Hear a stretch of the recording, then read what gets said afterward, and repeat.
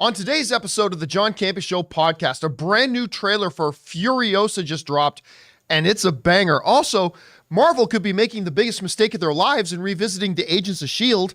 A live-action Thundercats movie might be next up for the Godzilla x Kong movie.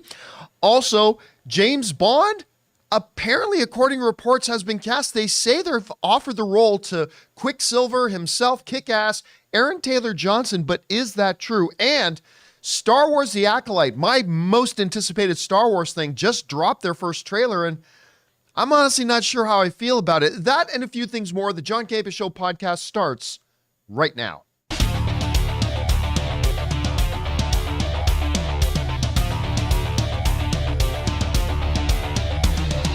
Well, greetings and salutations, everybody. Welcome to the best damn movie-related show on the planet Earth, the John Campea Show podcast, coming from right here in our quaint little studio. I am, of course, your host, John Campea, and it is an awesome honor and privilege, as it is every day, to have you, our international friends, gather around as we talk about our favorite things in the world, movies and movie news, TV and streaming, and all sorts of good stuff. Not just giving you our opinions, but also hopefully giving you some information and context so you guys can form your own well-informed opinions, whether they're the same or different than ours. Joining me in studio today, I got Ray Ora. Hey. Jonathan Voico's here. Hello. Chris Carr is here. Hi, guys. And most importantly, you guys are here. Thank you so much for being here, making the show part of your day. And here's how today's show is going to go. We're going to start off by talking about all those topics that I listed off. And then in the second part of the show, we're going to take your live comments and questions. If you guys have a thought, theory, opinion, question, or observation that you'd like us to address, go ahead and use the super chat feature in the live chat. And as long as it's appropriate to be read on our show, we'll get to those in the second part of the show. All right, guys, with that down, let's get things rolling with this, shall we? Furiosa got announced a long time ago. And initially, when they announced that one of the great actresses working today, Anya Taylor-Joy, was going to be playing it, there was a lot of whining. There was a lot of whining and complaining. Why don't they get Charlize Theron? Well, Charlize Theron is a goddess, but this is supposed to be a younger Furiosa. Well, just digitally de-age her. It's like, I don't think you know how this works. Anyway, but, you know, that kind of passed on a little bit, and people, as Anya Taylor-Joy kept, her profile got bigger and bigger, people got happier and happier with it. The first trailer dropped. It was really quite good. But now a new trailer dropped this morning. And oh my fuzzy bits, it's so Why? good. Why? It's so... We just started, John. Sorry, I didn't know what else to say. It's so good. I mean, it's George Miller. If you had any doubt about, wait a minute, is George Miller directing this one? You just got to watch about 30 seconds of the trailer. And you're like, oh, yeah. This is a George Miller film. It looks intense. I thought, we were talking about this in the studio before the show started today. The first trailer kind of made it look like maybe, Chris Hemsworth is a foe turned ally for Furiosa, and they would both kind of maybe team up against Immortan Joe. Mm-hmm. But then how does that make sense? Because when we get into Fury Road, she's working with Immortan Joe trusts her. So where's that go? Well, this trailer kind of makes it look like Chris Hemsworth is an opponent of Immortan Joe, like they're competitors at some point. And Hemsworth is actually the big baddie of the film. Whether that's true or not, we'll wait and see, but that's what this trailer makes it out to look like. I'll tell you what, guys, this looked banging. It's got all that earmark, practical mixed with smartly used digital action that we got in Fury Road. I think Anya's going to be a complete badass in this. I'm loving the way Chris Hemsworth talks in this. Readies? Steadies? I mean, I love the character he's creating here. The world looks fast. I'm not usually one for prequels. I generally, recoil a little bit from the idea of a prequel, but you got to take everything on its own merits. And to me, this trailer got my blood flowing, and I cannot wait to watch this. Anyway, Chris, you had a chance to check out the trailer. What did you think of it? Oh, this looks great. And look, the Charlize Theron stuff, I understood to a degree of, well, we love her as Furiosa. We want more of her doing this. But yeah, a prequel going way back to the origins of her. We are going to shave off, 20, 30 years. try to do it with a different actress in there. This looks really, really fun, though. Like you, I usually don't gravitate towards prequels, but when you have a character like Furiosa who you want to know more about, I feel like this is justified. And as long as that story sets us up for that nice continuation, so I could go watch this and then dive into Fury Road and feel like I'm having this wonderful saga unfold before me, I think that's what's really important here. I think the action looks incredible in this, and I'm loving Hemsworth. I love the Marvel track of, hey, let me remind you that I don't just do this hero character. Like how Chris Evans has gone about being like, hey, remember how I used to play a bunch of dicks? Remember how I used to play just absolute jagweeds? Gonna remind you, let me do that every now and then. Although he is wearing a red cape that made him kind of look like Thor. A little bit. There's a moment of a Thor pre-nose job kind of situation of like Thor pre-nose before he job. got his like 13th birthday present from his dad. Yeah. But it's really, really fun. I think it's a really fun character. He seems like he's having a great time with it. I'm excited to watch this. It looks like it's going to be just completely bombastic, and that's what you want from Mad Max. Yeah, again, it's who knows? We've seen lots of great trailers for movies that end up being really disappointing, and maybe that will be the case here. But so far, I mean, it hit all the right buttons for me, and I'm very, very excited. You know, we always say the main job of a trailer is to take your anticipation level, no matter how high it already is or how low it is, and bump it up a little bit. And this trailer did that for me. I'm now more excited for this movie today than I was yesterday. So good job to them on that. All right. With that down, guys, let's move on to this, shall we?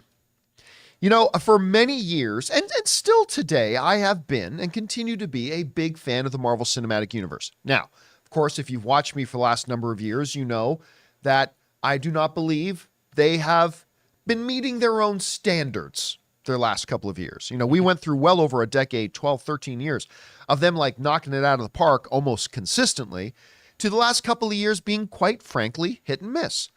I'm still a fan and whatever, but you know, my enthusiasm's waned a bit as they don't quite crank out the same quality that they used to. Maybe they can get back to it. But even back in the day, when they were hitting home run after home run after home run, there was one steaming bag of dog feces sitting on the sidewalk of our entertainment landscape that just had a stench you couldn't ignore. And that was the television series Agents of S.H.I.E.L.D.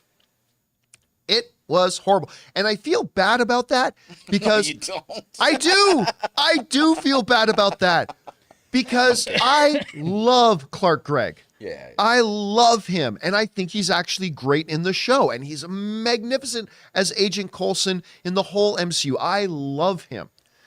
Ming-Na Wen. Who doesn't love Ming-Na Wen? And she was great in the show. But it is what it is. And you know what? The show had its fans. It absolutely had its fans. And I would never try to talk anybody out of loving something that they love. I love that. If you loved Agents of S.H.I.E.L.D., I love that you loved it. I'm jealous because I wish I loved it too. But it was garbage, to me at any rate. Not that they, listen, in their 100+ episodes that they have, not to say that they didn't have a couple of winners. They did have some episodes that I really liked, but overall I thought it kind of stunk. Anyway, when it mercifully died and went away, I thought, good, that's the end of it. But no. Apparently there are people out there, and God bless them, that would love to see a return of Agents of S.H.I.E.L.D., and Marvel might be giving it to them. This comes to us from the folks over at CBR who write the following. Speaking to Agents of Fandom on YouTube, Winterbaum, we were talking about him yesterday. He's the head of Marvel streaming, television, and animation, I believe, who is also, well, there it says right here, who is also the head of animation and streaming, hinted at the potential revival of Agents of S.H.I.E.L.D. once the studio's current projects are complete. We're in production on Daredevil Born Again in New York, he said.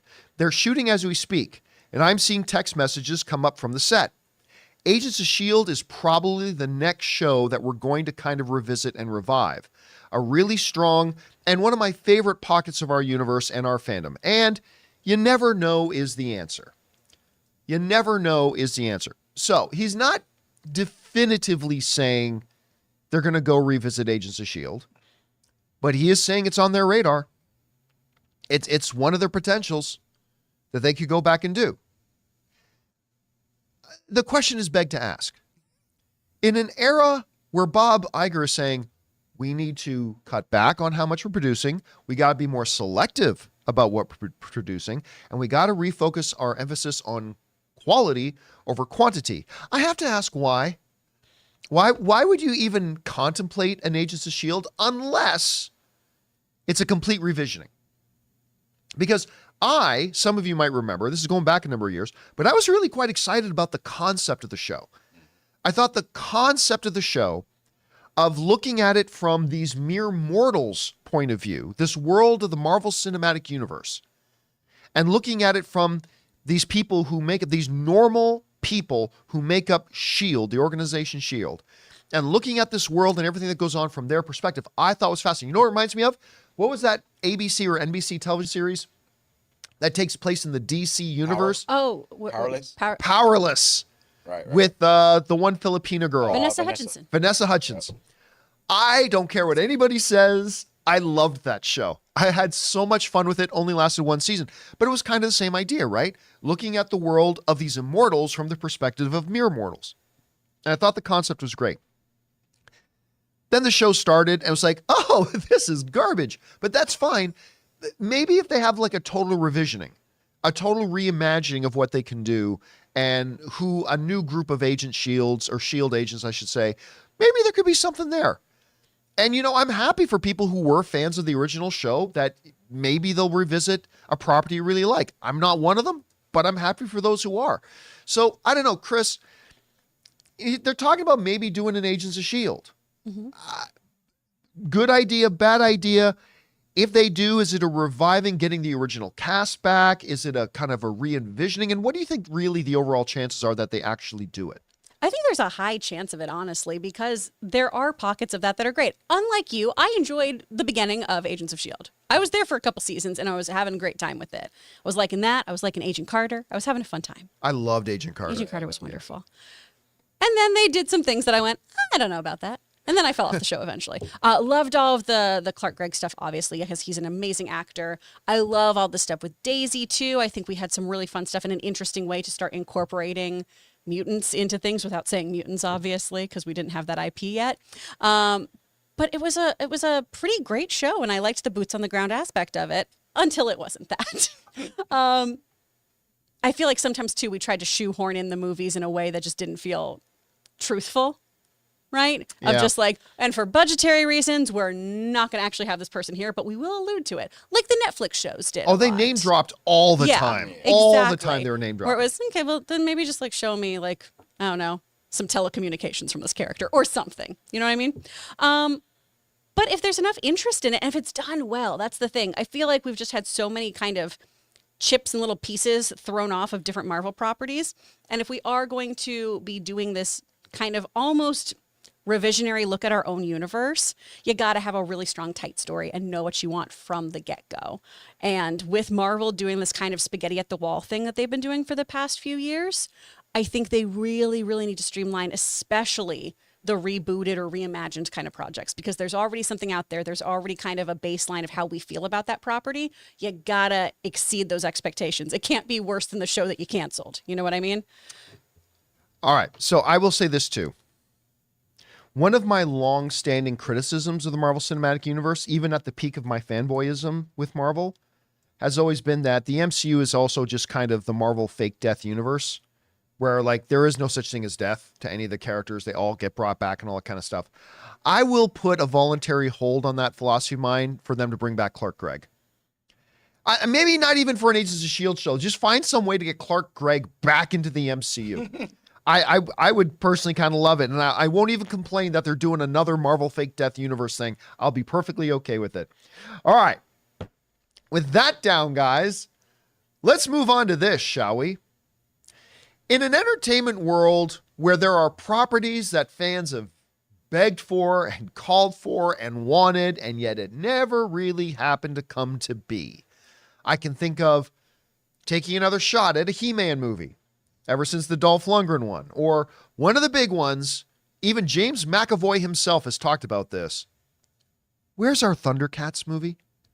Where is the Thundercats movie? I can recall going back 2 decades, tons of conversations amongst fans about they need to do a live action Thundercats. They need to do a live action Thundercats Ho. It needs to happen. Where's my Eye of Thundera? I mean, the Ring of Power is great, but the Eye of Thundera, I mean, come on. It gives you sight beyond sight. It gives you sight beyond sight. Amazing. And who else is going to stand up against Mum-Ra, the ever-living? Yeah. We need the Thundercats. As a matter of fact, I bring this up all the time. But guys, there's an old pre-YouTube. Yeah. There's this old video that somebody made and put up online of a live-action Thundercats trailer. And it's with Brad Pitt as Lion-O. I don't know if you ever saw this. Vin Diesel as Panthro. Hugh Jackman as... Oh, who is Hugh Jackman? Tigra? Tigra. Yeah, Tigra. I can't remember who they had as Chitara, but they had in there, and they just took clips. Remember, you can do stuff like this today with software fairly not difficultly. This was like 20 plus years ago that some fan took these and took live footage, and took Mum-Ra from the Indiana Jones movie. That was your Mum-Ra. Anyway, all the way back. Every year or so, some kind of little piece of news drops that gives, over the last 20 years, that has given people thoughts that, oh, maybe they might be doing it. And it never happens. But now, maybe? And it might be coming to us from Adam Wingard, the director of the upcoming Godzilla X Kong. The folks over at Gizmodo wrote this. Speaking to IO9 about Godzilla X Kong, Adam Wingard revealed the latest on both high-profile projects, and in terms of Thundercats at least, it's very encouraging. He said this, Simon Barrett and I are actively working on the script, Wingard said. We finished our last draft basically right when we were going into production on Godzilla X Kong, and we just had to put everything on hold. But right now, we're actively working on it again. So, whether that means that's the next thing I do or not, I'm not sure. But it's definitely one of the top priorities I have right now in terms of working on a script. Okay. So what this means is somebody has still believed that there is potential in this and has been paying for development of a script. And I love hearing that there's a possibility this could be Adam Wingard's next project. Now, I believe he's also working on the Face Off yeah. sequel, reboot, whatever they're going to do. But it sounds like that might still be a little bit far off. And he's now dropping the hint that, I don't know, maybe this is the next thing I do. Thundercats. Now, look, there's a couple of problems. Thundercats is not as nostalgically beloved and held on to as, say, something like the Transformers was. And every year that goes by, I think passion amongst fans for a Thundercats movie has waned a little bit as every year goes by. The other potential hurdle is, I don't care if you get the Godzilla -1 crew in, this will be an expensive movie to make. I mean, there's just no way around it. Not necessarily a $250 million movie, but an expensive. This isn't like a movie you can make on an indie film budget. It's going to have maybe even like near Avatar sort of numbers. Maybe. If you really want to get like the landscape proper. And like but they would never greenlight a movie that would have to make $600 million to break even, right? Just don't do it. It has to be $200 million. I mean, I don't know. I mean, look, they did Godzilla -1 for 15, right? Now, granted, they work under a different set of circumstances that is much less expensive, but still, it'd be kind of expensive. I don't care. I would still love this. And yeah, maybe it could be garbage. And yeah, there's a million different ways this could go wrong. And there is an argument to be made that just because it worked well as a cartoon show when I was younger, that doesn't necessarily mean it'll translate into a great live action thing. I understand all that. I just want to see somebody give it a try. And even if it turned out to be bad, I would be grateful that they tried. I would love to see them take a shot at it. I believe the character design of Thundercats and maybe even Silverhawks, whatever, I don't even think you need nostalgia. If you introduce it to like a newer generation and it looks cool, I think it's something people can pick up on. Just cat people. Just like cat doing people. Crazy cat things. It'd be awesome. See, I could live without the cat people. You know, whatever. Tigers, whatever. Bengal tigers, whatever. So, yeah, I think it'd be something that it doesn't matter if the nostalgia has passed. I think if you make a good, cool-looking movie, I think people would actually grab onto it. Mm-hmm. Now, James McAvoy, a number of years ago, somebody asked me, did this wonderful interview where somebody asked if you had a dream project you could do. He said, now this is going to sound strange, but it's Thundercats. And if you can look it up, look up James McAvoy Thundercats on YouTube somewhere, and you'll find it. And he talks about there's something so fascinating about the idea about, because the story of Lion-O is he was a boy, like a child, and then his cryo chamber didn't quite work right. He got old, his physical body got older while everybody else stayed the same. And then when we all came out, he was suddenly in an adult body. There's a little bit of Shazamism in there. Yep. Actually. But so he says the idea of how to play that, James McAvoy, it would be fascinating. Anyway, Chris, you're seeing what Adam Wingard is saying here. What do you think first of all, is this even a movie that some studios should try to do at this point? Do you think Adam Wingard will get a go ahead and actually make this thing happen? What are you feeling about this? I would like a studio to try to do this, but I don't want them to give it the Cats treatment. That's Right, the big yeah. thing, is I don't want weird, uncanny cat people where it's just been folks running around in suits all day and then they animate cat body parts on top of them. I would want you to go a more Star Wars route, honestly, of a practical prosthetic. I would want that kind of thing in here, a Star Trek kind of route, if you will, so that if we are going to do live action, we do practical things. These are actual felines on set and such. The thing with Thundercats is they've tried to reboot this franchise twice now, because there was Wasn't there one where they were like in high school Yeah, on there Earth was or like that. something? there's Who came up with that idea? There's one from 2011 that ended up, it was supposed to be like a 50-something episode series. It cut down to about 26 episodes. It had reruns on Toonami. And then the most recent one in 2020 was Thundercats Roar, and that's the kind of wacky antics of Lion-O dealing with Mum-Ra in a very cartoony kind of way. So it's a very different show that just happens to use these characters. So I'm interested to see how many people do have interest in this franchise. I liked the original Thundercats. I thought it was super, super fun. I think it's a very toyetic kind of show too, so it's smart for people to do. I would love to have that sword. That'd be amazing. I'd run around my house all day with that thing. Yep. But, aw, Snarf, love you. Him and Orko should have a buddy team up cop sideshow. The crossover we deserve. Oh my gosh. But I am interested, just again from a funding standpoint, if there are enough people who would want to see this movie, and then what you do with that story. Do you do the kind of big story, right? The Lion-O, I'm a child who now has to take on the responsibilities of a leader and as a man. Do you play up how sci-fi and otherworldly this is? Is it something where they're going to try to make it, I don't know, intergrained with other alien species or something? Are they going to do a total reboot of it? I'd want to know more about the details of it behind just, these are really cool character designs. You should do something with it.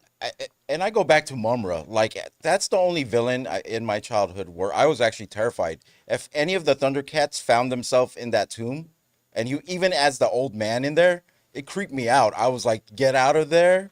Like, nothing good can happen here, especially if you don't have the team behind you. Imagine it, Mum-Ra transforming on screen. That looks so Oh, cool. it would be an awesome moment. But the question is, could they make a good movie around Yeah. it? I mean, Yeah. clearly you cannot, like every time you do the camera swinging when Lion-O's going thunder, thunder, new camera, and thunder, Thundercats, oh, and, Yeah. you know, like you can make great looking moments, Right. but that won't do nothing for you if you make a crappy movie. Yeah. And you know what sucks about that moment? It can only happen once in the film, because that's when they get the upper Nope, hand. every 20 minutes. You do it every 20 minutes. No, but in reality, that's when they get the upper hand, right? So it suck. You'd be like, he's not doing it now. He's not going to do it now. It's not going to happen. And then like the last 5 minutes, just like that first Godzilla movie where Godzilla comes out finally. Yeah. Yeah, it's going to be a disaster. What is it Mum-Ra says too? Every disaster. time he does his transformation, he's like, He has the little speech or whatever. take this decrepit form and make Mum-Ra the ever living. Something like, I don't know. I He just says, remember ancient like spirits of evil transform this decayed form to Mum-Ra, the ever that was Oh the my God. ancient spirits of evil. Christopher Walken, please be Mum-Ra. In Oh, case shit. Christopher Walken What? as well. Ray. That is I just Lion-O. want to see him in his voice. I would Like- Spirits. ancient Ancient spirits spirits. of evil. You know, And then he dances. Transform this. Oh, that'd be so good. Anyway, guys, question is for you. What do you think about this? Would you be down for a Thundercats movie? Maybe it's too late for them to do it. Do you think Adam Wingard can actually get this thing going? Whatever you guys think, jump down into the comment section below and let us know your thoughts. All right, guys. With that down, let's move on to this, shall we? It feels like as movie fans, we are constantly living in a state of either asking A, who's the next Batman, or B, who's the next James Bond. It just so happens that we have both right now, as we anxiously await to find out who's going to be the Batman in the upcoming James Gunn DC universe. We've also, for a number of years, been waiting to find out who is going to be the next James Bond. Been a lot of names thrown around. Tom Hiddleston, Idris Elba, Please not Tom Hiddleston. Tom Hiddleston would be a good Oh Bond. no, Tom Hiddleston. I'm sorry. You're thinking Tom Holland? Tom Holland. Oh yeah, no. I'm like, please. Well, that He's was wonderful, also but a he looks name. so young. That was also a name that was thrown around. Hiddleston would My be fun. personal pick, my boy Henry Cavill, Henry Golding Henry Golding is one that I thought would be would so be a great good. one too. A lot of names thrown around. Yeah. Well, the report in the British outlet The Sun is claiming that the role has officially been offered to Quicksilver, Kick-Ass himself, Aaron Taylor Johnson.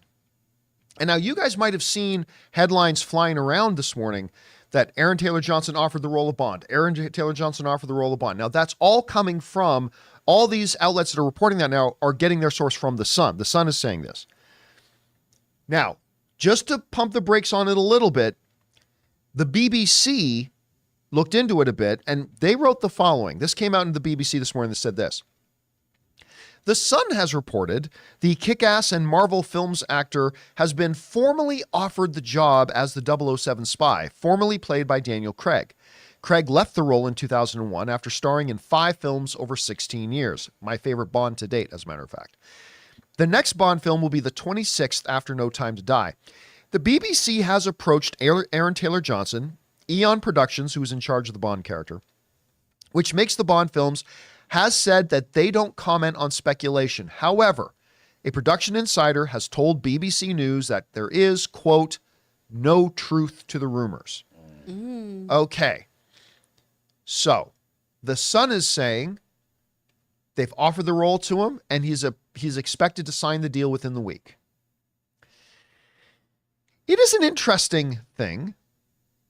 On the one hand, Aaron Taylor Johnson would be a fabulous choice. We'll talk more about that in a second.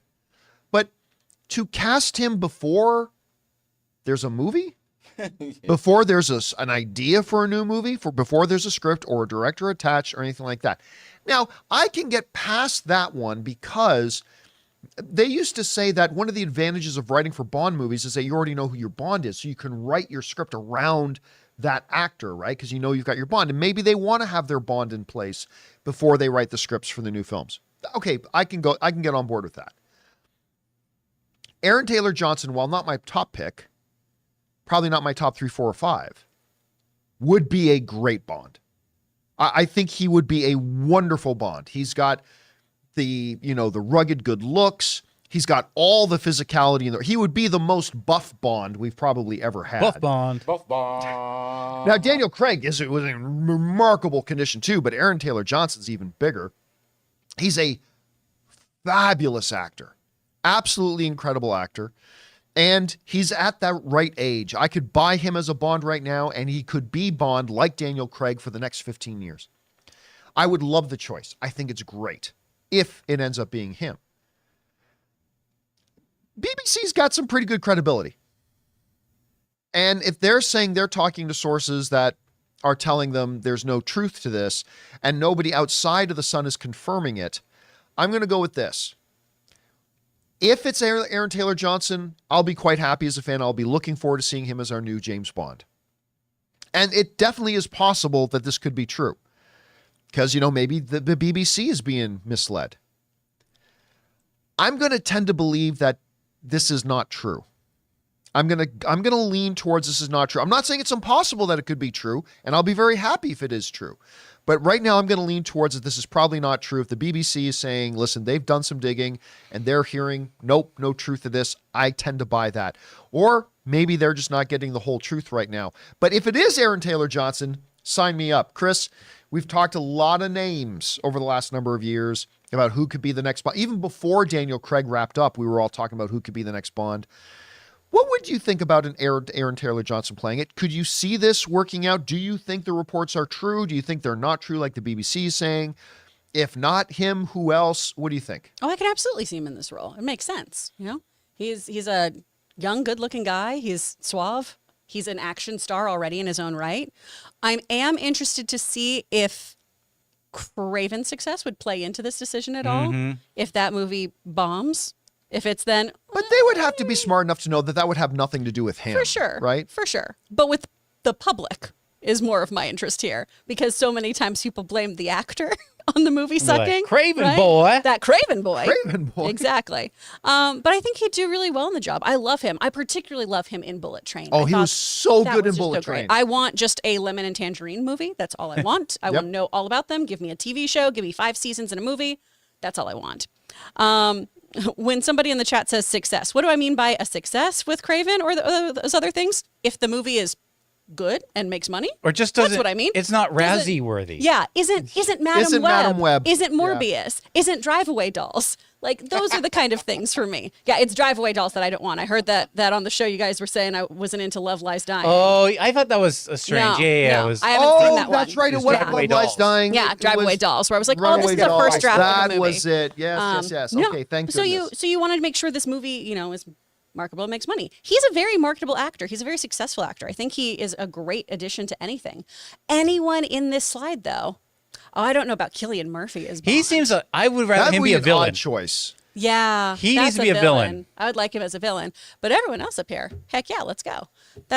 I still think Henry Golding needs to be in that lineup, though. I really do. I think he's a tremendous actor, and I want him to do more projects that are worthy of him. Again, that's another actor who has done so many movies like Last Christmas or the G.I. Joe one, the Snake G.I. Eyes. Joe one, Oh, yeah. that was so Where bad. He tried He his tried best. his best. He did what he could with that material, and I want him to have something worthy of his talent. I know it's a bit played out now, Mm-hmm. saying like Henry Cavill, but I noticed today he almost has a very similar eye line and kind of brow structure as not that this would make much of a difference, but as Sean Connery. And obviously he's Oh, I could see him playing a Scotsman and having a Sean Connery look. I'm real But excited to see how this I'm dude just looks in saying. 30 years. Still my number one choice is Henry. Especially, well, some people might forget that Henry Cavill was actually the runner-up to play James Bond and lost out the role to Daniel Craig. So I think there's a poetic justice to that. And listen, after watching him in Man from U.N.C.L.E., I was like, yes, this guy should be Bond. This guy should totally be Bond. But again, there's no such thing as only one person can play a role. And there's a lot of other guys. And if Aaron Taylor Johnson's it, I'm all for it. Guys, question is for you. How would you feel about an Aaron Taylor Johnson as Bond? I personally think he would be a great pick. But are you like me that you doubt the validity of the reports right now? Maybe you completely buy into it. Whatever you guys think, jump down into the comment section below and let us know your thoughts. All right, guys. With that down, let's move on to this, shall we? Many years ago, when Disney did that big Investor Day call thing where they announced about 20 different big projects, including Fantastic Four and, and my favorite, Shogun, which is now the best thing on TV. Oh my God, after last night's episode, I was like, ah. Anyway, we'll talk about Shogun another time. The thing that they announced regarding Star Wars, which is the one thing I have not been this excited about in the realm of Star Wars in a long time, was the Acolyte. Like, yeah, they're doing Obi-Wan and maybe that could be good. And yeah, they're doing this and that, and maybe all that can be good. And I'm looking forward to it, whatever. But the Acolyte was something that really got my attention, especially when we found out that the showrunner and creator of Russian Dolls was going to be overseeing this. And it's like, okay, yeah, this could be awesome. And then yesterday, news dropped. They dropped this poster, and this poster, it's a great poster. Like an unlit lightsaber with a trail of blood dragging behind it. I'm like, yes, this is the type of imagery I wanted to see. And they said the trailer was going to drop today. So I wake up this morning, check, nothing there yet. It says, oh, it's going to drop at 8 o'clock. Okay, that's in like an hour. All right, that's fine. 8:01 hits. I jump on there. There's the trailer. I sit down, grab my drink, get myself comfy, hit play, and proceeded to be quite underwhelmed. Now, I say underwhelmed, not upset, not angry, not hated. underwhelmed. See, because what I got was Star Wars' version of the Scooby-Doo gang. That was kind of my... You got that image, Jonathan, that you pulled up and Yeah. showed me earlier? Like, basically, it looks like we got a bunch of young meddling kids who are going to crack the case of whatever the Acolyte is. And it's like, I don't want to see Scooby-Doo in Star Wars. Which one's Shaggy? Which one's... Who's the blonde douchebag? It's probably this one in Fred? front. Fred. Which one's Fred? I can tell which one Daphne is. It's like, I'm not... What? And, you know, it looked fine. It looked fine. I got no complaints per se. It's just that I think going into it, and this is where our own preconceived ideas can hinder us, because it did this to me today, where I had this vision in my head, which you should never allow to affect your enjoyment of something, but I did today. It happened. I had this vision in my head that we were going to get something really dark and more of a mystery. Like, you know, as you unravel the mystery of the Sith, like there was going to be some darker mystery that something evil is bubbling under. And instead of that, we got a bright, colorful Scooby-Doo commercial, which maybe it'll be a good Scooby-Doo show. I mean, maybe it'll be really good. I imagine you kind of look like them after watching the trailer. See that? See the guy on the left? That was my face watching this trailer. Yeah. That was my face watching the trailer. Oh, man. Again, not bad.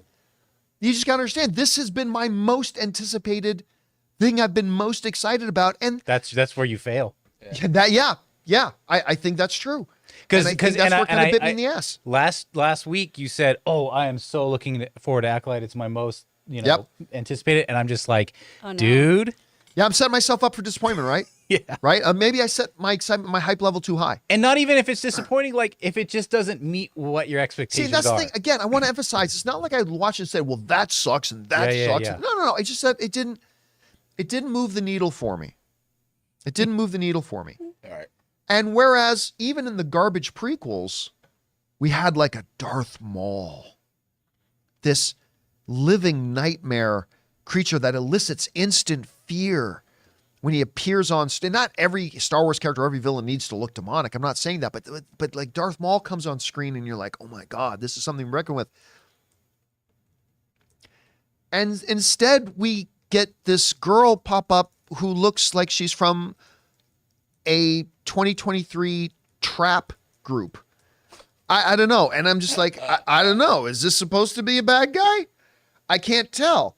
I think Is she supposed to be a threat? Because in the one trailer we see her fighting 3 different people, and it seems like she's losing all 3 of those fights. Yeah. So I'm not really even quite sure if she's supposed to be intimidating or not. I don't think we got the full story on her. I think she's an understudy, and I think she's 100%. searching for the, See, that's what I was going to go into next, is that what we have come to learn, and I talk about this all the time, the first trailer isn't supposed to give us much. The first trailer is not supposed to give us much, right? Just a taste. And so I am going to reserve judgment until we see the second trailer. We were just talking about the Furiosa trailer, right? The first one really didn't give us a lot. It kind of made me think one thing, but now this new trailer comes out, gives us more meat, Yeah. and we got a better idea about what the film's about now, and I'm actually way more excited now. And I'm going to sit here and believe, like, okay, the first trailer didn't really do it for me. That's fine. I'm going to wait for that second trailer. Get more context, get more of an idea of the direction of this show, and then we'll go from there. Because right now, I got to admit, it looks like generic Disney Plus Star Wars production. And I don't mean Andor. I mean Obi-Wan. Yeah, I hope they don't lean too much on the volume stage. I hope. Yeah. Yeah, me too. Anyway, Chris, you saw the trailer. How did you feel about it? I am not as upset about this as you guys are. Because it is Why? a first trailer. Why aren't you? It's a first trailer. Yeah, Ray likes the trailer. Yeah. Ray liked it. It's a first trailer. Yeah. Right? And now if they Madam Web us and this is all we see, I'm going to have my They doubts. Madam Web us. If it's just, that was it. That's the only trailer you get. I'm going to go, oh, do you guys not like this then? Okay. I'm still interested in this mostly because of the red lightsaber. What is that? Yeah. Because I'm a person too. I know Star Wars is like your church. And right? that red lightsaber was That- not that girl we saw. No. No. And I'm later to the Star Wars lore. I watched the movies growing up, but I didn't get into the extended universe, the novels, or the comics or anything till way late in the game.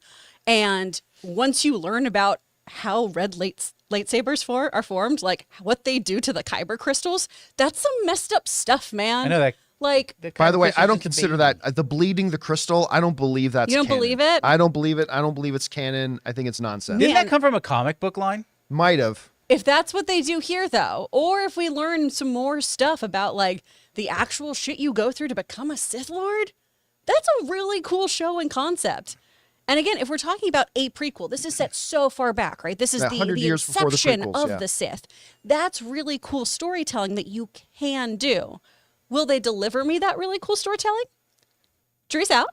And it's leaning towards probably not, just because these shows have not delivered in a way that I've really wanted them to. Yeah. But I'm still holding out hope that this could be a really cool show that gives me an amazing origin story about what balance really is, and also could even shed a light on how the good of the Jedi, which is one of my favorite things they explore in the video games in particular, is not that good when it comes Flawed. down to it. It's very flawed. Yeah. When you deal in absolutes, whether Jedi or Sith, right?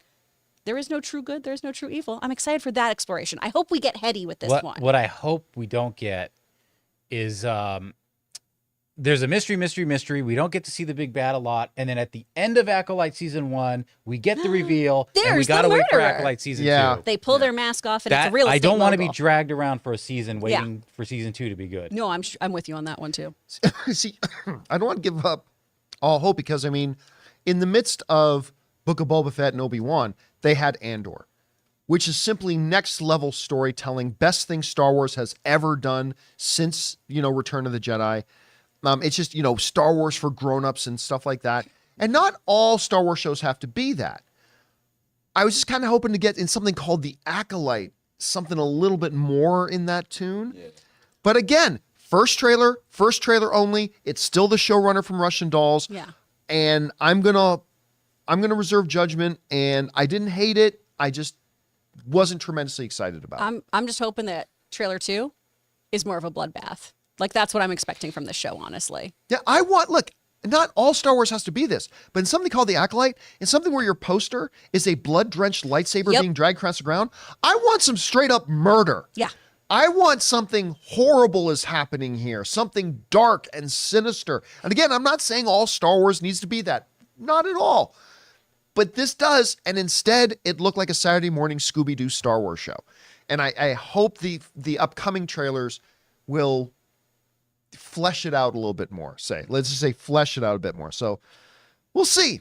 We'll hold on to hope. Is it Darth Plagueis lurking behind the scenes? Who knows? We'll find out. Question is for you guys.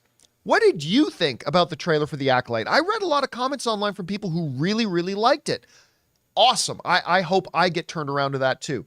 Maybe you're like me and you're like, it was a trailer for a Disney Plus Star Wars show. I don't know. However you felt about it, jump down to the comments section below and let us know your thoughts. All right, guys.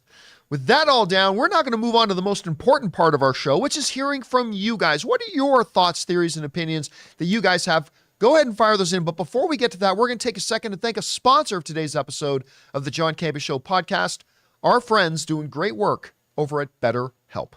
Guys, we want to thank a sponsor of today's video, BetterHelp. Guys, it's a brand new year, and a lot of people are making New Year's resolutions, things they want to change about themselves. But I've always believed that it's also equally as important to identify the things we're doing well and building on those. And therapy helps you find your strengths so you can ditch the extreme resolutions and make changes that really stick. I've always believed that nothing impacts our daily performance in our jobs, our hobbies, our relationships like our mental health. And I've also said for a long time that it's about time that we stop just putting emphasis on improving our physical health by getting out to the gym, but also by putting emphasis on improving our mental health as well. So if you're thinking of starting therapy, give BetterHelp a try. It's entirely online, designed to be convenient, flexible, and suited to your schedule. All you gotta do is fill out a brief questionnaire to get matched with a licensed therapist and switch therapists anytime for no additional charge. So guys, celebrate the progress you've already made. Visit betterhelp.com/Campea today to get 10% off your first month. That's BetterHelp, HELP.com/Campea. And thank you to our friends at BetterHelp for being a sponsor of this episode of the John Campea Show. With that down, John, do you want to do some questions? Let's do some questions. I'm ready for Do it. some Flawless. questions. All right, we're gonna start with Mander right there. And Mander, all right. Hello, John and crew. My name is Nigel. Don't care. And today is my birthday.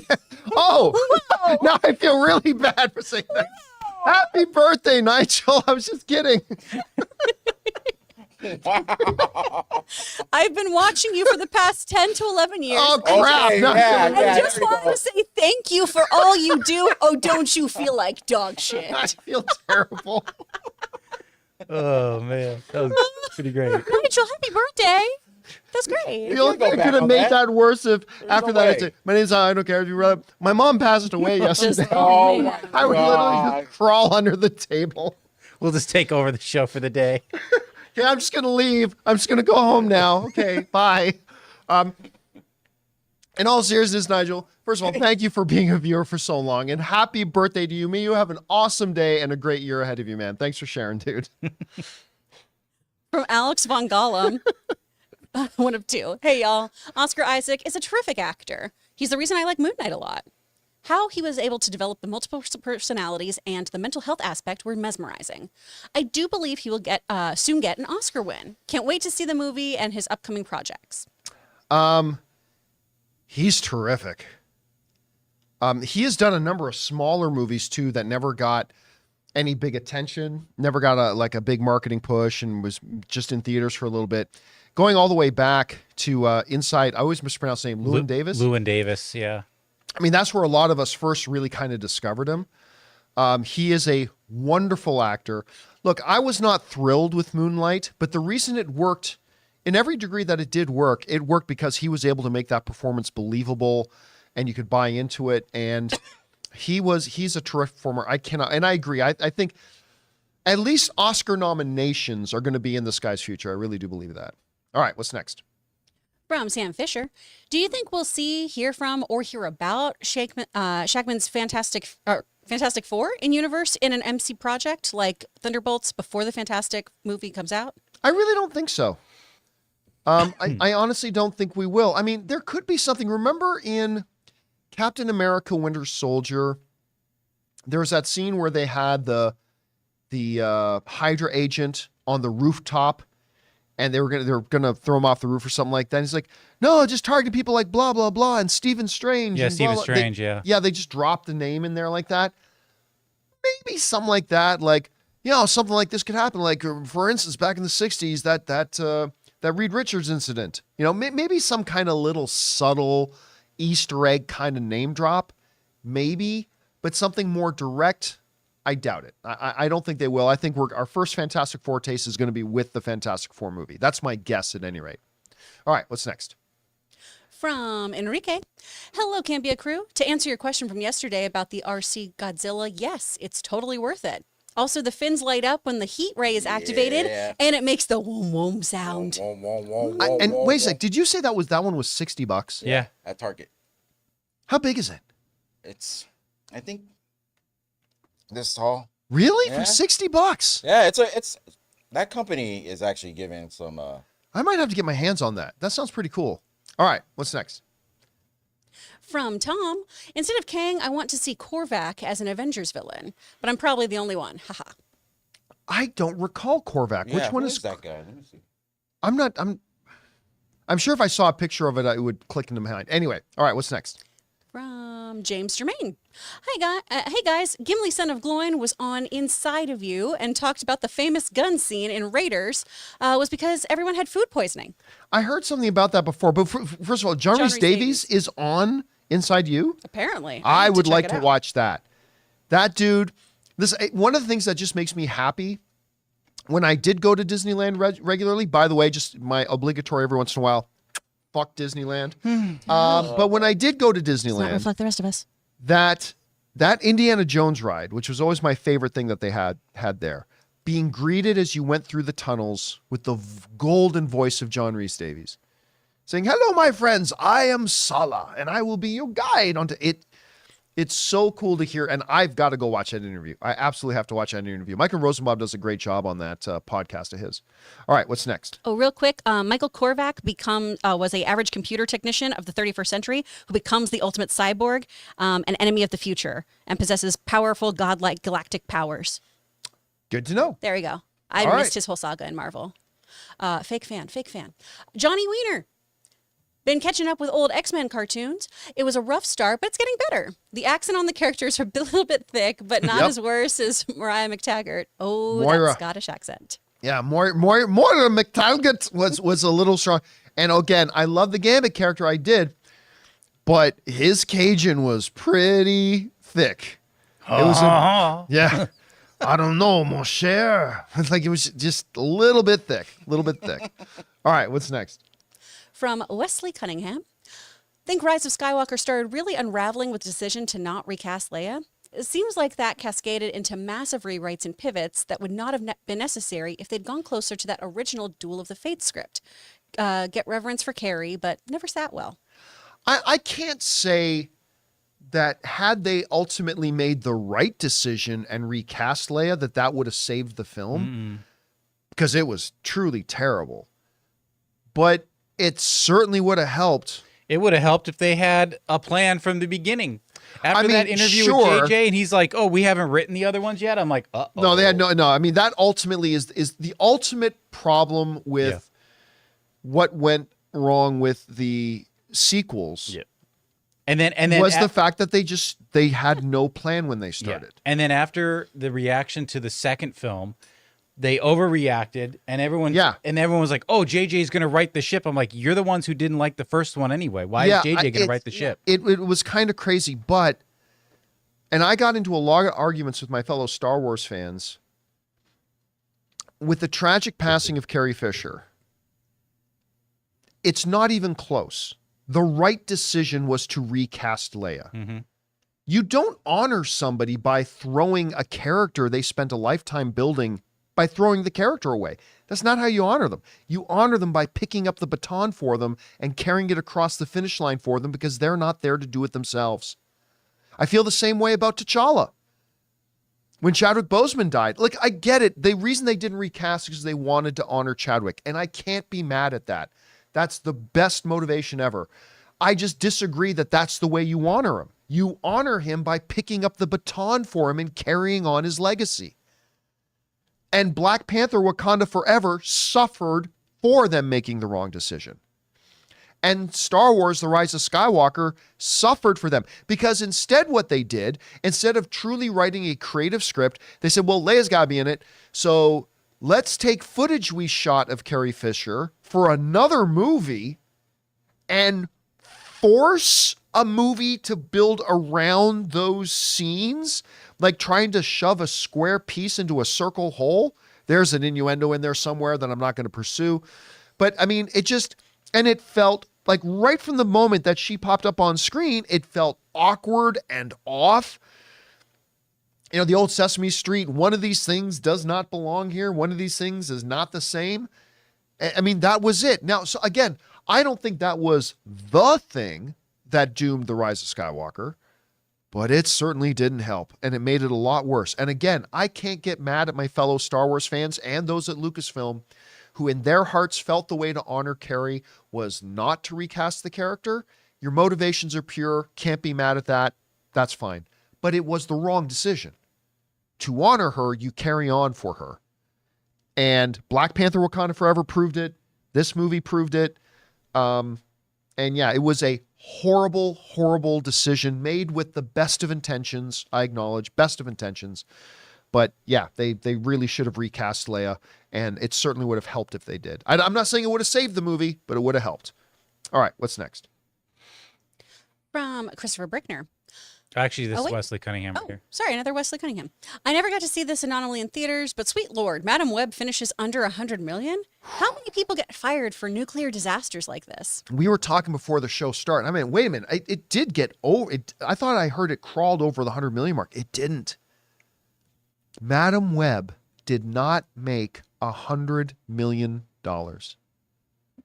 Think about that. Like, it's final. Its final worldwide box office total, 97 million? Yep. Its final worldwide box office total a couple of years ago would have been considered a disappointing opening weekend domestically for a comic book film. That's nuts. Oddly enough, it is the #1 movie on VOD right now. It's the movie that knocked Wonka out of the top spot for VOD. Yeah, because it's a lot safer to get blackout drunk in your own home and not in a movie theater. That is right. It's true. #1 on VOD. But somebody asked us that Don't a get week or blackout two ago, drunk, right? please. Somebody asked us, how do you think it's going to do on VOD? And I said it's going to kill it on VOD because nobody went to go see it in theaters. So you're going to get those people who want to check it out because it's the latest comic book movie, but didn't want to go see it in theaters. And you're going to get a lot of people who are just morbidly curious to see just how bad this thing is and tune in. So I'm not surprised it's #1 on the VOD charts. Good for them. Congratulations, Madam Web. All right, what's next? From Christopher Brickner. Is it just me, or during the Acolyte trailer at the 109-minute mark, does that person look like Ezra Miller? I know it's not, but they look similar to me. Is Ezra Miller in Scooby-Doo? Because if so, I could buy. I don't remember. I don't have it right in front of me. I don't recall seeing anybody that looked like Ezra Miller. Nor did I. Yeah, so I'm going to go ahead and say it was probably just you. But now I'm going to go and check it out a little bit later for sure. All right, what's next? From Kyle McComb. Do you guys like the movie Belfast from Kenneth Branagh? Oh, it's so good. I watched it at St. Patty's weekend, and I'm surprised to see it's a movie you love or you hate. I don't loved find it. it's a movie you love. I mean, it's no movies for everybody, but I don't think it's a movie you either love or hate. Did it not get nominated for Best Picture at the It Academy did. Awards? I think it Yeah. did. I think it did. You got Kenneth a ton of Branagh nominations. is one of my favorite filmmakers. I mean, yeah, he's made a couple stinkers. Absolutely. Everybody's got Bad Day at the Office, but I love Kenneth Branagh. I want him back in the MCU fold so badly. I really hope if they do, now that Taika Waititi says he's not doing another Thor movie, how great would it be? Bookend it? Yep, bookend it. Get Kenneth Branagh to come back and direct the final Thor movie. Like, that would be great. By the way, they kept him in the loop. At the beginning of Infinity War, when you see Thor's busted up ship in space and you hear the distress signal, we're under attack. We've been attacked, blah, blah, blah. That's Kenneth Branagh. A lot of people don't know that still. That's Kenneth Branagh's voice as the emergency SOS call from Thor's ship. They got Kenneth Branagh to come in to do that, which I thought was great. I would love for him to direct that. And yes, Belfast is great. I loved it. All right, what's next? From AL, I watched Kung Fu Panda 4. Unfortunately, it wasn't very good. Huh. To quote the mad parody of Kung Fu Panda, is it me or are these movies getting worse? Well, you know, it's funny you say that. Let me pull this up. Kung Fu Panda for Rotten. Because I've heard nothing but really good things about it. As I wait for it to get brought up here we go. Pretty decent. 72% critic score, 86% audience score. Yeah. It had the second best opening weekend. Well, the best opening weekend, I think, since the first one, but the second best opening weekend in the franchise. It had only like a 48% drop in its second weekend. So that means people are going back to see it again. But again, not for everybody. 72% means 18 or 28% of the audience didn't like it. 86% means 14% of the audience didn't like it. So, I mean, no movies for everybody. It didn't work for you. That's totally cool. I still haven't seen it because every time we're open to going to the movie theaters, Anne wants to go see Dune again, which I can't be mad at. But I'm hearing decent things about it otherwise. All right, what's next? From Andy, what film should excite people most this month? Dune 2, Kung Fu Panda 4, Godzilla, Ghostbusters? Nope. It should be the Nickelback documentary. I want to see their film get nominated for an Oscar. Hell, the Academy should get them to perform How You Remind Me during the In Memoriam. Oh my God. This is how you remind It's none of those. It's the re-release of Rad. You know what's funny about that? First of all, I didn't know there was a Nickelback Yeah, I documentary. didn't know either. Here's the No, thing. they didn't either. Funny thing, we were driving into Vegas a bit ago and we saw like Nickelback was going to be performing there, and we just checked. Just thought, like what's it like to get tickets for that? Probably sold out. Just Oh to no, it annoy was me. sold out. Yeah, just to annoy Instantly, me. like within a day. It There was are sold that out. many people out there, so Like as much as everybody jokes about Nickelback, they are 20 years past their prime and they are still selling out everywhere they go. Yeah, never made it as a blind man. Oh boy. All right, what's next? From Andy again, thoughts on the Hollywood Reporter's DCU Teen Titans film report? Oh yeah, I heard about that. Don't care. I knew it. Don't care. I'll be honest with you. I saw the headline and I didn't even read the article. So I don't know if they're talking about a straight to video movie. I don't know if they're talking about an animated feature. I don't know if they're talking about James Gunn making it in the DCU. I don't care. Not really a Teen Titans guy. I need to read more into it because I was just confused of why are we talking about Teen Titans when we haven't established their adult counterparts.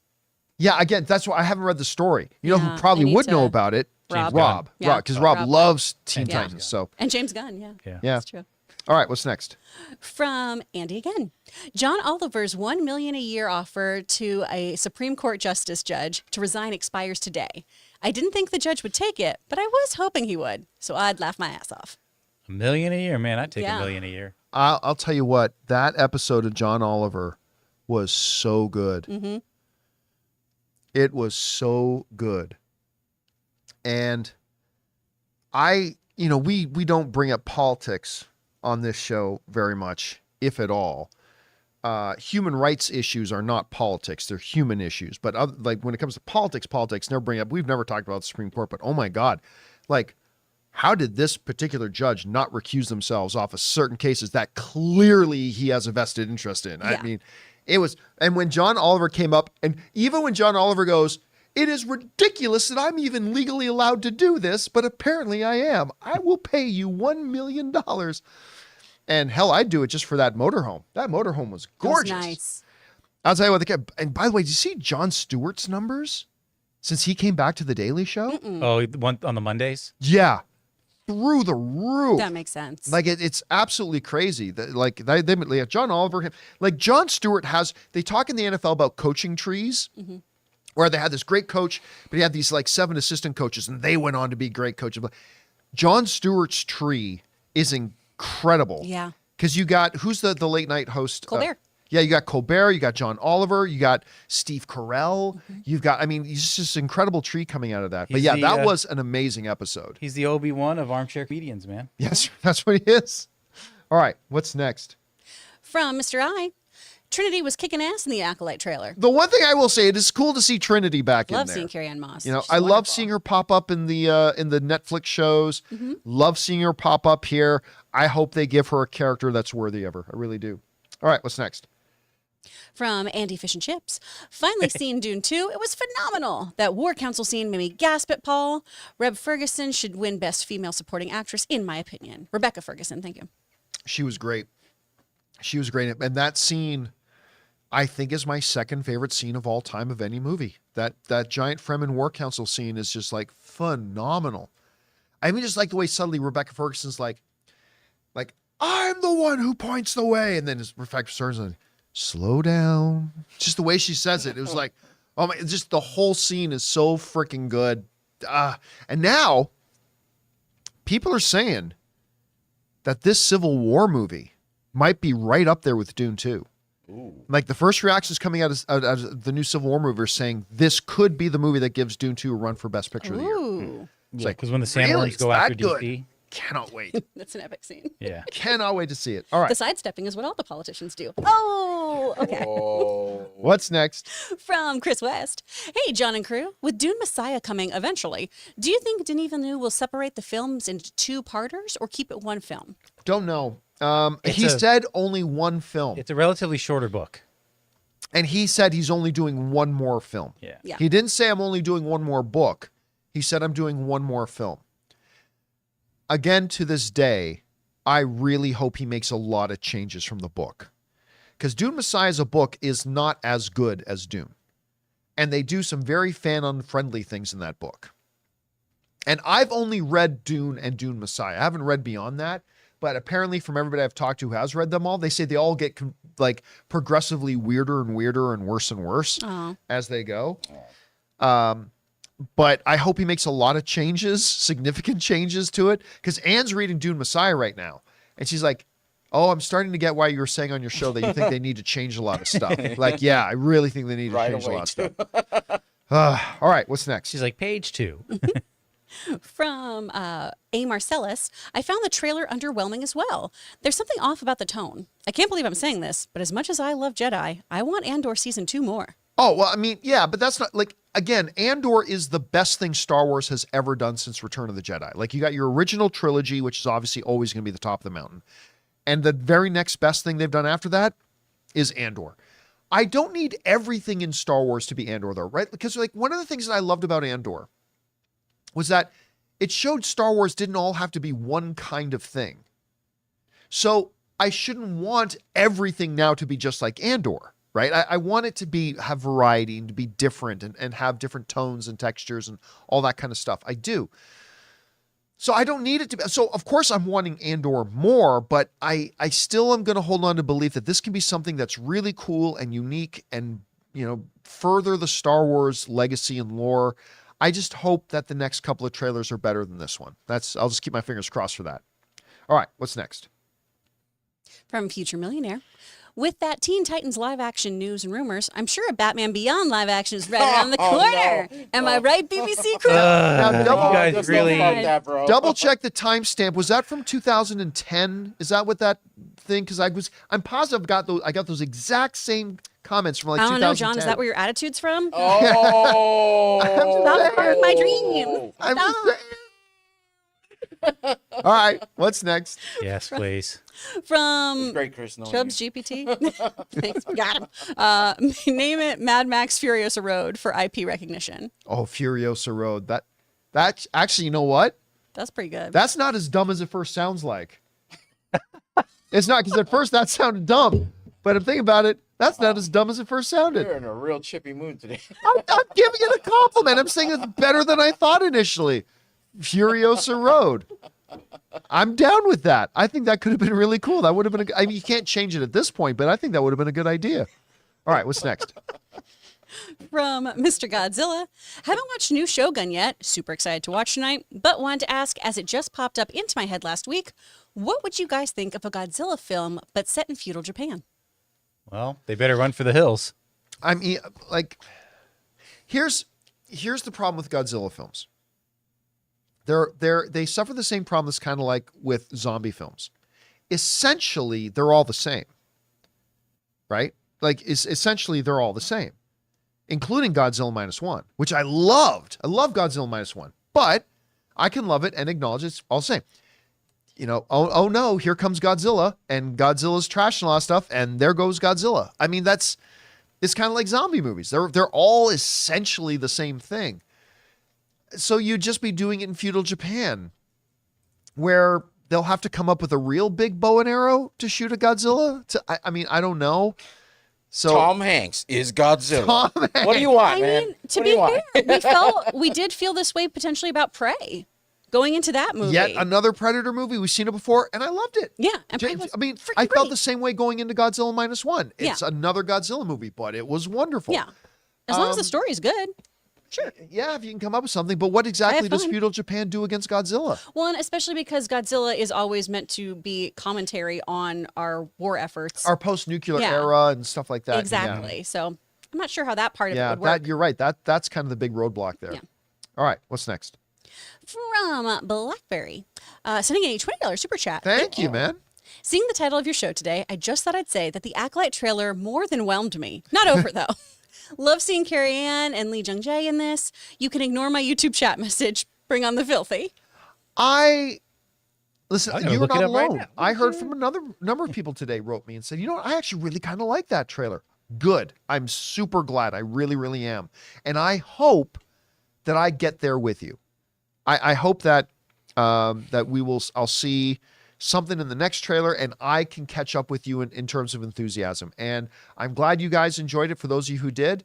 And again, I'm jealous that I didn't like it as much. Again, I didn't hate it. It didn't turn me off. I'm just saying it didn't do anything to move the needle for me right now. And that's what I was kind of hoping to be blown away by it. And I wasn't. And that's okay. We'll see what happens with the next trailer. All right, what's next? From David Ruffalo, the Acolyte trailer looked like trash. I want to put the TV series Tokyo Vice on your radar. It's maybe the best show that nobody is watching. I want to catch up with Tokyo Vice. I've watched season 1, Okay. and it's good. I don't think it's not Succession good. It's not Shogun good, but it's good. It's good, and I'm glad it got a second season. I haven't watched any of the second season yet. I don't think at all that the trailer looked like trash. It did look like your now typical generic Star Wars Disney Plus show. Like it had the same color palette, same tone. I don't know. Again, but I don't want to read too much into the first trailer. Let's get the second trailer. Let's get the more meat of it, and then I'll kind of have more of a definitive idea how I feel about it. All right, what's next? From Imposter, sending in a $20 super chat. Thank you, Imposter. Hi, John. Just got back from my first Comic-Con. Don't care. I'm teasing. Such a mood I'm teasing. today. This is his good mood right here. This is good movie. I have been scared to talk the whole time. Yeah, have you noticed Ray hasn't been cracking wise? I'm just living my life right now. He's just surviving. We're on survival mode. Fighting for our lives. Hi, John. Just got back from my first Comic-Con. Got to see Giancarlo Esposito and nice. get autographs from Chris Claremont, X-Men writer, Yeah. and Josh Keaton. After my experience, I'm looking to get tickets to D23. Is it worth it? Oh. D23, man. Boy, did he step in it. Okay, first of all, To be fair. Thank you, Tor. meeting. Tori gifted like 10 John Campea memberships. 20. Thank you, 20 Tor. today in total. Oh, 20 today in Tor, total. thank Thank you, you. man. That's awesome. Thank you, dude. Okay. First of all, meeting Giancarlo Esposito at one of these cons is a wonderful experience. We've had the chance to meet and talk to Giancarlo at a couple of these events, and they're great. He's totally wonderful. He's wonderful. Loves meeting fans, all that kind of stuff. Just a pure bomb of sunshine. I am admittedly not the right guy to ask about D23. Okay? So you really shouldn't take what I say about it. Because I personally think Disney is a fucking joke and a disaster, and they're terrible at putting these events together. They didn't used to be, but I find them to be absolutely abysmal. They're trash, they're garbage, and I don't care if they never happen again. Their Star Wars celebrations have gone straight to hell. Their D23s have gone straight to hell. Now, I started this off by telling you I'm not the right guy to ask because I hate these motherfuckers. So I'm not the right guy to ask. That you got to take what I say about it with a giant asterisk in front of it, like a big, big, giant asterisk. There are other people who you should probably ask their opinions and get more of a level-headed kind of a take on that. But yeah, as far as I'm concerned, Disney can burn in hell. All right, that down. What's next? These 23 nuts. Oh my God. You too? What's next? From Dallas Hawes, sitting in a $20 super chat. Thank you, Dallas. Having MJ's nephew portray him in the biopic is a brilliant PR move because he'll inevitably be asked about the allegations and can give his firsthand account of being a kid around Michael Jackson, and it'll be harder for journalists to grill him. Will it? No, it will not. No, it will Yeah. not. You don't know journalists if you Yeah. think that. Look, whether it was a good idea or a bad idea to get his nephew, I don't know how good or bad of an actor his nephew is. I mean, if they just got his nephew because it looks like, and he does look a lot like Michael Jackson, that's a bad reason to cast him. Hopefully, he can actually act like his uncle. And if he can, great. There's going to be a lot of controversy around this when it comes out. We talked yesterday about, the director of Leaving Neverland coming out and saying, I read the script for the upcoming Michael Jackson. It's terrible. It's all lies. It's a complete whitewash of Michael Jackson and all this kind of stuff. And we said for years that whenever they make a Michael Jackson biopic, it's going to be that. It's either going to address the child molestation allegations, and it's going to piss a lot of people off that they put that as part of the movie. Or they're going to leave it out of the movie, and it's going to piss off everybody else. And yeah, if you think that they just getting his nephew to be in it means that journalists won't grill him about it, no, they'll probably keep him off the circuit tour. I mean, I don't know what'll happen, but we'll see. All right, what's next? We got to go to members. From our members, CJ Rebirth, rewatched Crazy Rich Asians, and it's still an awesome movie. Yes, it is. And every time I reach the end where I see Michelle Yeoh nod at Constance Wu, then later Gemma Chan notices Harry Shum Jr., I'm like, where is my sequel? This is very true. The next movie's supposed to be about Gemma Chan. Yeah, Give which me that movie. yeah, they won't though. I know. I mean, like I think it became clear after the first one if they did do a sequel, they would deviate from the books because in the second book, it really becomes all about Gemma Chan's character. Yeah. And the two main protagonists from the first movie really become very, very secondary side characters. And then it changes again in the third book. In the third book, it follows, remember the kind of like the wacky, weird, obnoxious cousin? Right. His wife, his like bombshell trophy wife, it becomes about her in the third book, and it goes on from there. I think, though, it became really clear that if they did do a second one, you still have to follow the main characters from the first one. I think Gemma Chan's character probably becomes more prominent, but I think people would be going into the second one hoping to see more of those two main characters from the first one. I have no idea why they haven't already made a second one. I mean, that movie not only was it wonderful, it made great money for a film of that size. It might be because Gemma Chan is now a much more expensive actress than she was at the time. Henry Golding became a much more expensive actor after that. Awkwafina clearly became a much more expensive actress after that. So, I mean, you're probably looking at minimum having to pay triple to make the second one as you did for making the first one. There was also stories going around, I remember a few years ago, that they were writing the script and then the script writers left and they brought in new script writers to write a script. So I don't know if it's ever going to happen. I mean, this is a movie that really should happen. Yeah. But I don't know if it ever will at this point. All right, what's next? From Mr. Hank Dunn, happy birthday to your dog, Lily. Oh, Yes. 17, right? Yep, 17 years old. Aw, Trico turned 6 this week. Really? Yeah, he had a tiny baby. I mean, and dachshunds don't normally live to 17. No, No. This is like a... And she is, I mean, her back knee joint doesn't work. So her back, when she's running, her back leg kind of is like a pirate with a peg leg running a little bit. But she still can sprint, run, play. Like, she's still in really good shape for a dog that age. It's kind of crazy. Sweet. All right, what's next? The rest of this was... Oh, there's more? Yeah, there's Hang on. more.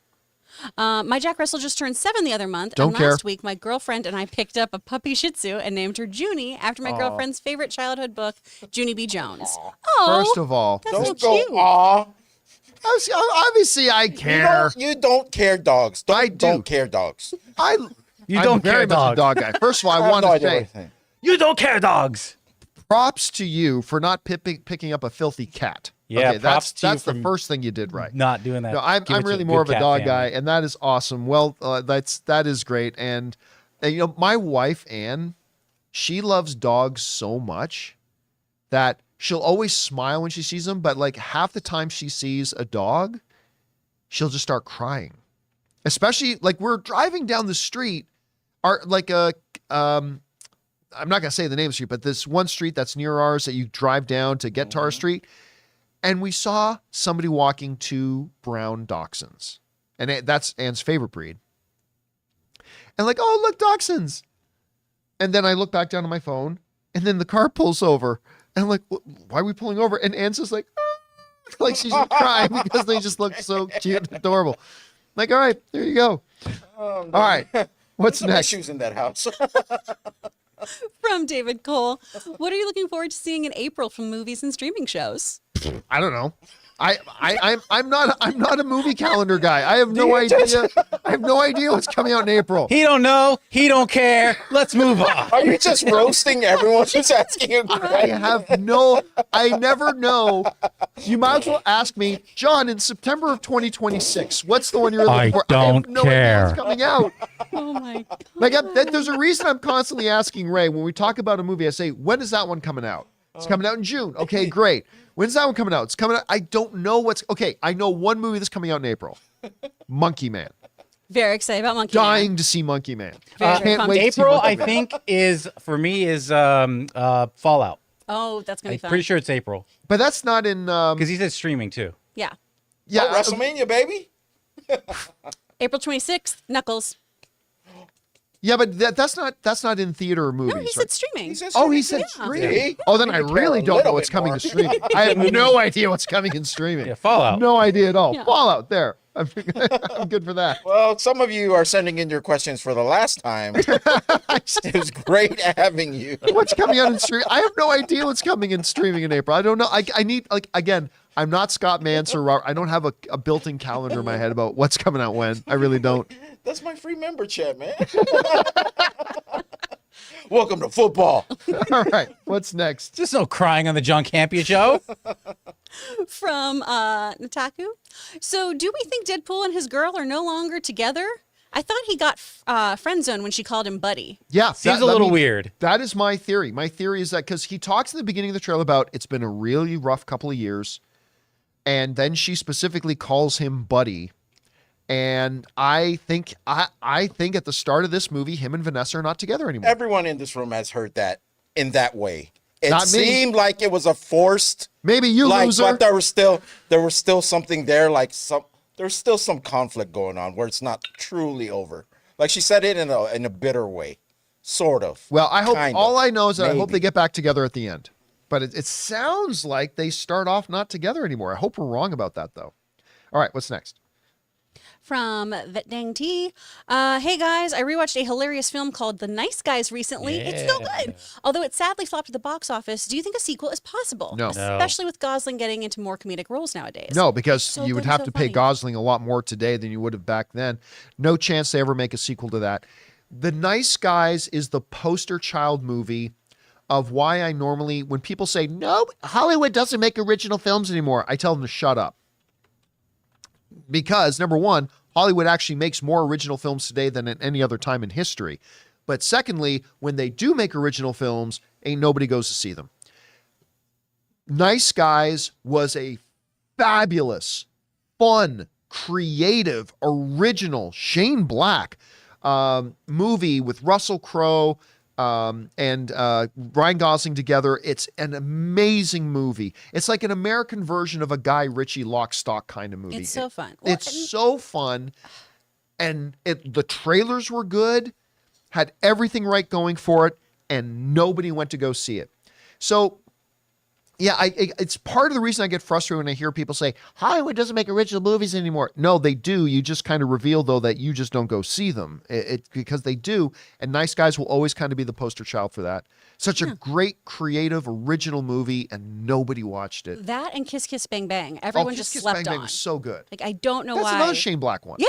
Yeah. His That was movies a are comedy, too? phenomenal. Yeah. Yep. Super, With super Val fun. Kilmer, Robert Downey Jr. Val Kilmer is so Oh, good, so in, good that in that, movie. yeah. I watch it every Christmas. I love it so much. All right, what's next? From Bat Snake. Hey, John, do you have a favorite Irish movie? Please care. I don't care. No, You Two Rattle and Hum? Belfast? Belfast. In the Name of the Father. I mean, that's with Greatest of all time? yeah. He's also, is My Left Foot considered an Irish film? Probably. I mean, sure. Sure. I mean, I don't know. See, Boondock that's Saints. much like streaming, like what's coming out on streaming or calendar release dates. I often don't know when a movie is from another country. Because just because a movie happens in another country, that doesn't mean it's that country's movie. I know this sounds weird, but I mean, yeah, we talked about a couple of them already, but Belfast is a terrific one. All right, what's next? From the Brandon Salad. It's not about good or bad. It's about power and who is allowed to use it. Please let this be a good show. It's Acolyte a good hype. That's a good line. That was a good line. I mean, there's a couple of highlights in the trailer. That line was absolutely one of them. And I'm with you. Please be good. I've been looking forward to this show for a number of years now. I really want this show to be good. So fingers crossed. All right, what's next? From 2907714. Hi guys, I caught up with the first 4 episodes of Shogun. Does the Angel's voice sound a lot like Ray Winston's? Yeah. Yeah, it does. Cosmo, the actor? Yes, this is my voice. Like, I mean, you look at his face and you don't think that's the voice that's going to come out of his mouth. But this latest episode is so good. I mean, there's a scene, like a 20-minute scene of just 4 people kneeling on the floor around like a dinner table, eating and drinking and talking. And it's like 20 of the most riveting moments I've seen on television this year. Like, it's just amazing. I love this show so much. It's so good. All right, what's next? From Inalo. I would love to see Nicolas Cage make a return as Ghost Rider in Deadpool 3. The first Ghost Rider is one of my favorite comic book movies. You are in very rare company then. Not many people like it. You know what? I got a bit of a kick out of the first Ghost Rider. I mean, it's not in the top 20 all-time greatest comic book films for me, but I got a bit of a kick out of it. And then when, like, so much so that when a couple of buddies of mine told me that they were going to be making the second Ghost Rider, that one didn't work out so well. They tried some really cool things that didn't necessarily quite click out. I don't think you'll ever see Nicolas Cage return as Ghost Rider. I think a studio will want him to return. And how old is Nicolas Cage now? I have no idea. He's got to be in his early 60s, Yes, isn't he? it's like 60, 61. He's 60. He's 60? I don't think you'll see him back as a Ghost Rider. I mean, maybe as a cameo in Deadpool 3. I mean, that's possible, I suppose. But otherwise, I don't really think Unless so. he played an older Johnny Blaze and then they moved on to Dan Ketch. Ooh. Yeah? which I love the Dan Ketch run. Yeah. But then you're forcing that to be canon with the previous ones. that's I don't know true, that they that's want to true. do that. All right, what's next?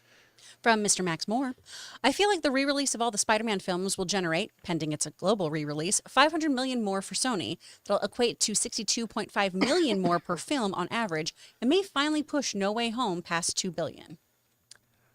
I think that's an optimistic number. I mean, remember, all these movies are available to watch at home on streaming. There will be people like me that will still go into theaters, see something on a movie they love on the big screen again. But there's not a lot of us who do that. So I think 500 million. How far behind the 2 billion mark is Spider-Man No Way Home? I'll look it up. I think it got to the 1.9. I'm not quite sure how close it is to that 2 billion mark. That could No Way Home is 1921. 1921. So it needs to make about 800 or 80 million more dollars. Yeah. I don't see it making 80 million more dollars. No. I on don't a see it making re-release. Madam Web money. Yeah, It Madam used to Web, be that's Black unattainable. Adam money. Now it's Madam Web money. I don't see it making that kind of money. It'd be kind of cool if it did, but I don't think it will. So, I mean, it's going to make some change for Sony. Absolutely. It's going to be profitable for Sony. I think 500 million, though, collectively, like at 62 million per film. I think that's optimistic. I hope you're right, though. I hope you're right, and we'll find out. All right, what's next? From Cut Off Robin, I think that Sony are just re-releasing the Spider-Man movies so they could just get their money back with Madam Web. Maybe. I mean, it's not a bad idea in general. Right? You got a lot of these beloved ones, and a lot of them haven't been on the big screen in a long time. It's a good idea. It's a good idea to put these back out, especially when you have about 20% fewer films coming to theater this year than last year. Because of all the strikes and everything else, the theaters are aching for content to come into the theaters right now. Now, they'll be fine again next year in 2025. They already have a full lineup. But this year it's hard, so it's a really good idea to bring it back. All right, what's next?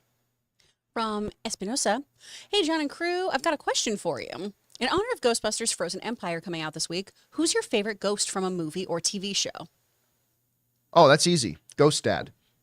No, I'm kidding. Totally lying about that. 100% made that up. Good, Favorite- because that was going to be an awkward Just Cosby Yeah. moment. Yeah, awkward moment there. No, it is not Ghost Dad. Blackbeard's Ghost from Disney back in the 60s, I think. That's a pretty good one. What about Angels in the Outfield? Those aren't well, ghosts, they're angels. Wait. What about the Sixth Man? The Sixth Man, or I think it was Six. It was one of the Wayans brothers, and his older brother dies, but he helps him win the basketball games. Oh, I don't remember that one. Oh, never mind. And are angels in the outfield ghosts, or They're are they angels. angels? Yeah, so that's different. Patrick Swayze.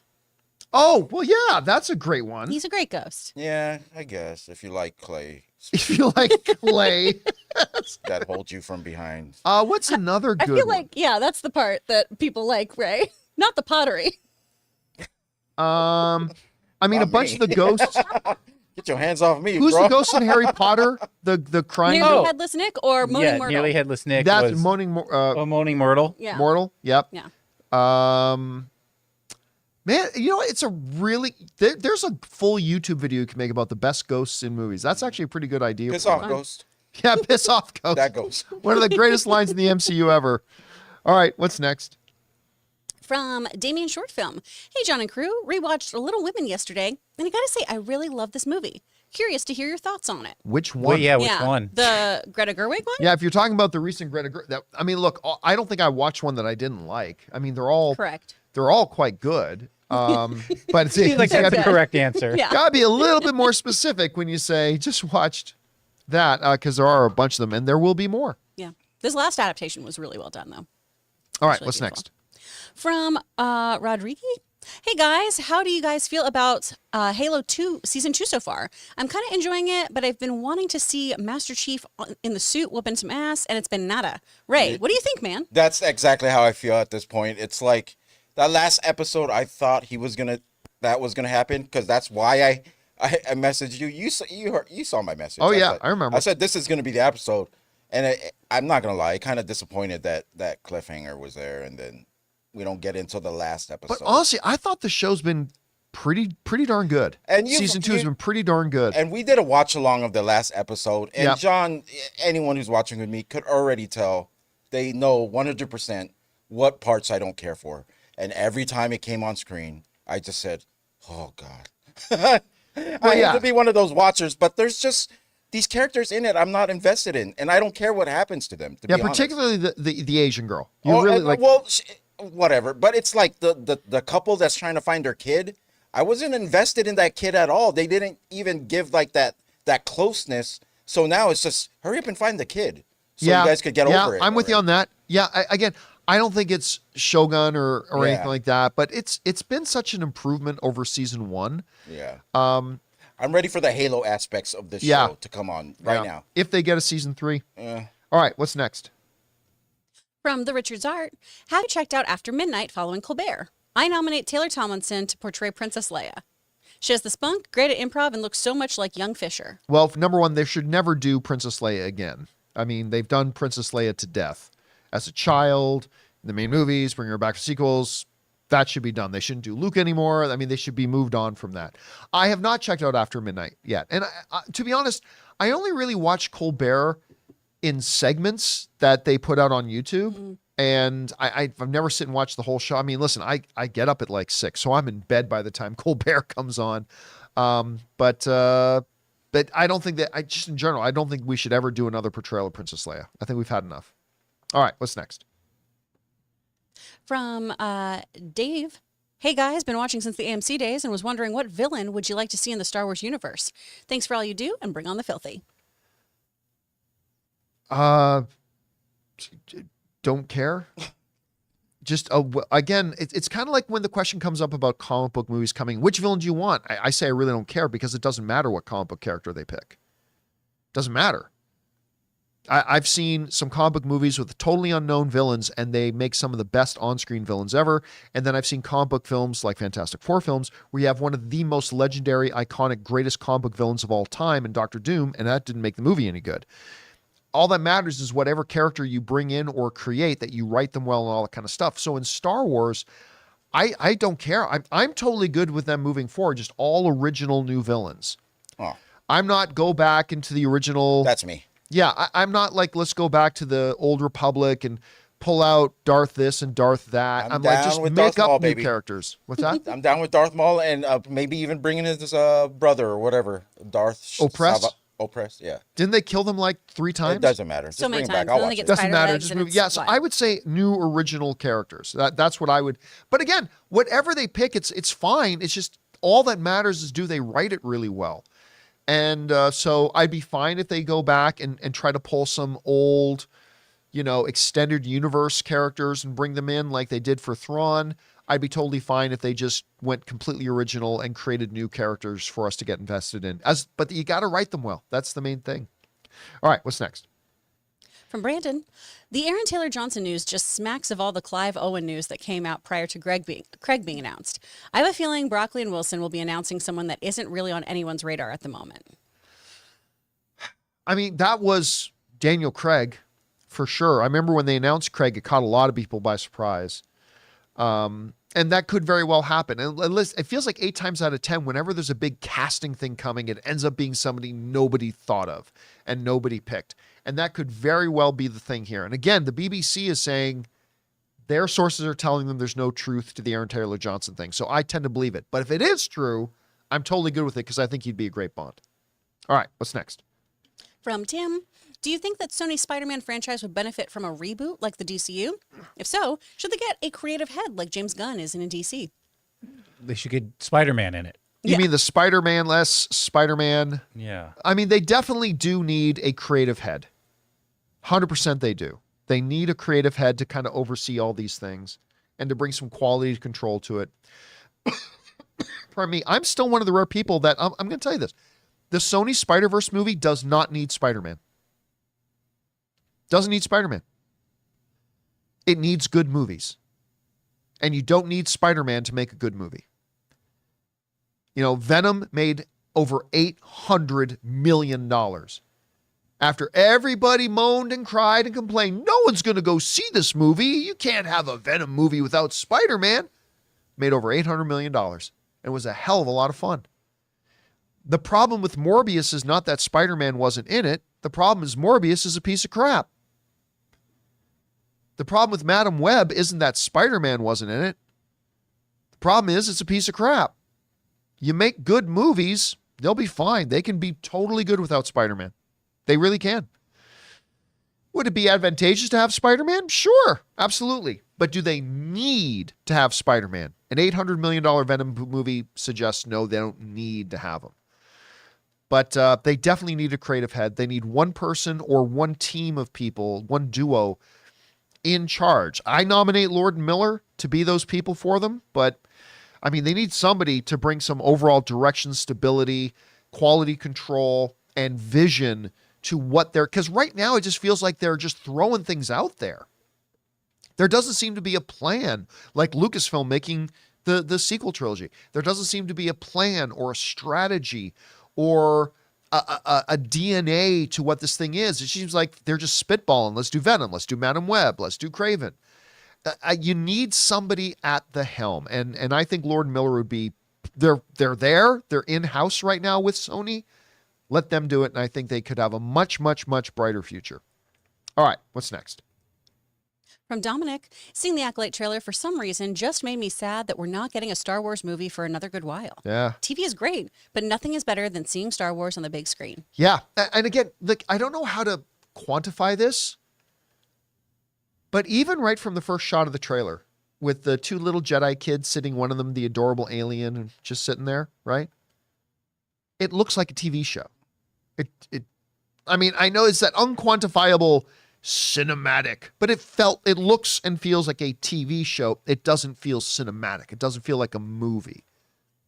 House of the Dragon feels like a movie, right? I mean, it feels cinematic. None of it feels like a television show. But yeah, this trailer felt like a TV show. And there's great TV shows. Maybe this will be one of them. But yeah, I just kind of missed something. All right, last question of the day. What's next? From Wesley Cunningham, it's still a good first trailer. Only struggle is trying not to compare to the original pitch of following the corruption of this Padawan, which seemed more interesting. I'm not quite sure I'm following. So I guess the show originally was going to follow a Padawan who goes to the dark side and it gets corrupted. We still don't know. And I think that's, when I read the synopsis the other day, it seems like that's kind of still the plot. Yeah. Yep. That the thing is, like, there's an old Padawan of that Jedi that we see at the beginning teaching the class that's kind of become a black sheep, if you will, in the family. So maybe that's still it. But again, the first trailer for Furiosa made it feel like it was one thing, but the second trailer made it feel like something completely different. And maybe that's what we'll get out of the next Padawan trailer. Acolyte trailer. One can hope, at any rate. All right. And that's all the time we have today, guys, for this installment of the John Campea Show podcast. Thank you so much for being here, making this little show part of your day. Big special thank you to all you guys who sent in questions, be you YouTube channel members or using the super chat feature. Number one, because you gave us interesting things to talk about. Number two, you supported this channel as you did it, and all of us involved with the show. Thank you guys so very much for your support. Don't forget to join us again tomorrow for the next installment of the John Campea Show. I want to thank the people in the room with me, Ray Ora, Jonathan Voico, See you guys later. Chris Carr. Bye. Thanks so much for being here, guys. My name's John Campea, and until next time, my friends, bye-bye.